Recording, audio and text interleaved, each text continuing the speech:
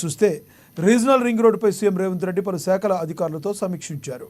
Triple దక్షిణ భాగం భూసేకరణ ప్రారంభించాలని సంబంధిత అధికారులకు సీఎం సూచించారు. ప్రగతిపై రోజువారీ సమీక్ష చేయాలని, భవిష్యత్ అవసరాలకు తగినట్లుగా అలైన్మెంట్లో మార్పు చేయాలని దిశానిర్దేశం చేశారు. భూసేకరణలో పారదర్శకంగా వ్యవహరించాలని అధికారులు సీఎం రేవంత్ రెడ్డి ఆదేశించారు.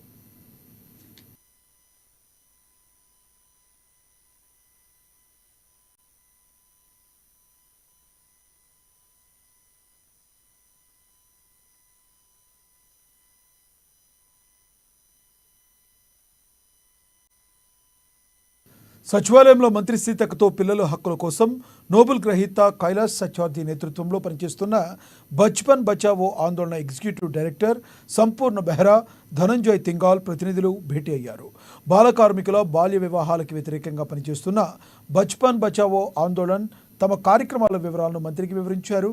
బాలల హక్కుల కోసం తెలంగాణ ప్రభుత్వం చేపడుతున్న చర్యలను ప్రతినిధులు అభినందించారు.